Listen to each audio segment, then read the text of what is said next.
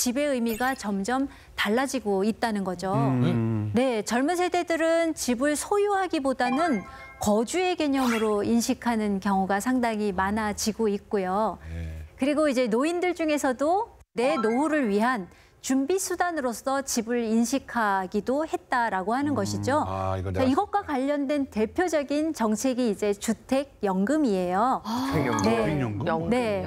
주택담보 노후연금 보증입니다. 주택담보, 노후 주택을 담보로 해서 네, 노후 보증. 노후를 보증하는 네. 그런 자금이다. 네, 그렇습니다. 이 연금이 주택연금이 2007년부터 시작이 됐고요. 이제 미국의 영모기지론을 본따온 형태라고 볼 수 있는데요. 실제로 이제 모기지론이라고 하면 우리가 주택을 구입하기 위해서 장기 대출을 받은 다음에 원리금을 상환하는 방식이잖아요. 근데 반면에 영모기지 제도라고 하면 이미 소유하고 있는 주택을 담보로 해서 장기 대출을 받는 거라고 볼 수 있습니다. 자, 그러면 이제 우리나라의 주택연금이 몇 살부터 가능할까? 55세 이상부터 가입이 가능하다는 거고요. 네, 그리고 좋은 건 가능하신 분. 지금 바로 가입하세요. 내년 9,900원. 네, 55세. 네.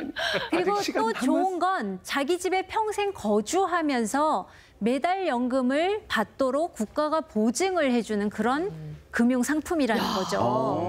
네. 그래서 10년에서 30년 사이 일정 기간 받을 수도 있고요. 또는 종신으로 받을 수 있기 때문에 선택을 할 수 있도록 되어 있습니다.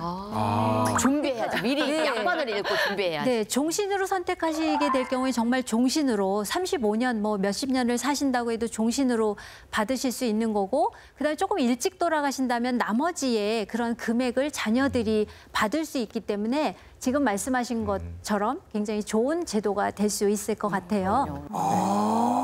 네, 그래서 올해 2월 기준으로 해서 가입자의 평균 주택 가격을 보면 약 3억 8,300만 원 정도가 되거든요.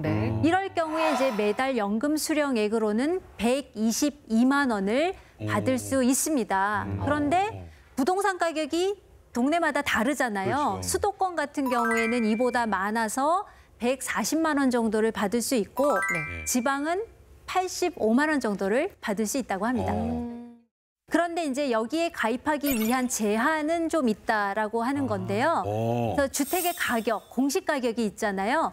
과거에는 9억이 한도였는데 지금은 이제 주택 가격이 올라가다 보니까 12억으로 그 대상을 확대를 하게 됩니다. 그래서 부부 합산으로 해서 공시 가격이 12억이 되면 그게 이제 실거래가로 따지면 한 17억 정도 된다고 합니다. 그래서 웬만한 사람은 가입이 가능하다고 볼 수 있을 것 같습니다. 그럼 쌤, 그 17억보다 위에 고급 주택을 갖고 있어요. 고급 아파트를 갖고 있어요. 가입할 수 없습니다. 어머나. 가입이 아예 안 돼요? 석살 씨, 그것도 아쉬워하고. 국가주택은. 와, 무슨 아쉬워한 거예요? 아쉬워하고 있어요, 또. 와. 그 정도 능력은 또 되는 노인이. 네. 사실 이제 저희 엄마도 보니까 이제 수입은 없는데 병원도 가야지. 그리고 또 경조사가 굉장히 많잖아요. 근데 이 수령액이 한 122만 원 정도면은 연금에 저축까지 사는 데는 그렇게 큰 지장이 없을 것 같긴 하거든요. 네, 그래서 어떻게 보면 집 한 채를 계속 가지고 계시는 것보다는 연금을 갖고 계시는 게 주택연금을 활용하시는 게 더 좋다고 볼 수가 있고요. 그런데 이제 방법이 문제겠죠. 그러면 주택담보를 어떻게 설정할까? 이 방법이 이제 두 가지가 있는데 하나는 근저당을 설정하는 거고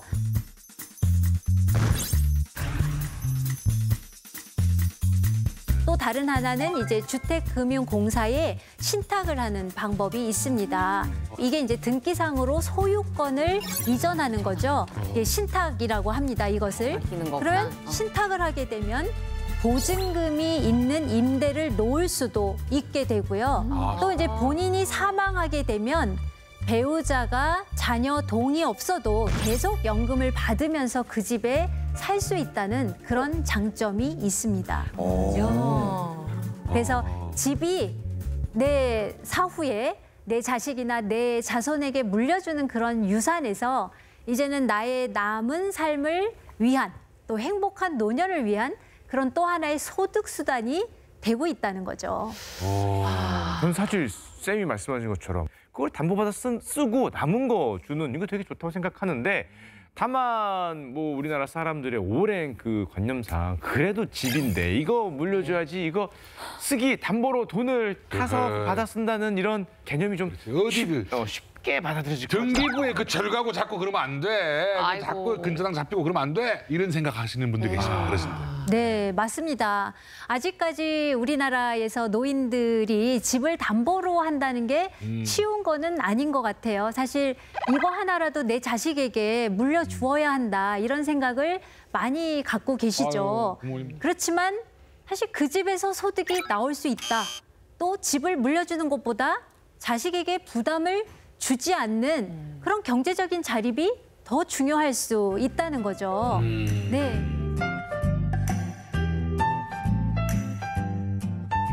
네, 안녕하세요. 저는 72살 이경춘입니다. 저는 건축업에 종사했고 그중에서도 미장 일을 했어요. 한 45년 정도 했고 손 놓은 지는 6, 7년 됐습니다. 국민연금이 한 33만 원을 내고요. 노령연금이 두 부부에서 한 50여만 원. 그럼 이제 그걸로는 생활이 좀 턱없이 부족한데 주택연금이 한 150여만 원 되니까 그놈으로 해서 이렇게 우리가 둘이 밥 먹고 사는 뭐 저기로는 걱정이 없다고 생각합니다. 건배.